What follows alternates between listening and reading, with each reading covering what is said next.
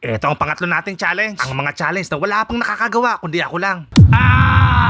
Pagkatapos nga natin subukan balatan ng mano-mano ang isang sakong palay at punuin ng nektar ng santa ng isang tagayan, ay eto ang panibagong challenge.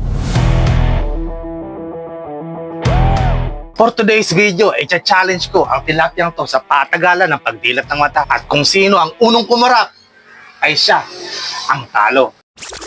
Pero bago ang hamon na to, nag-training muna ako ng konti. Magpapatalsik ako sa mata gamit ang katas ng balat ng dalandan nang hindi pumipikit ang mata.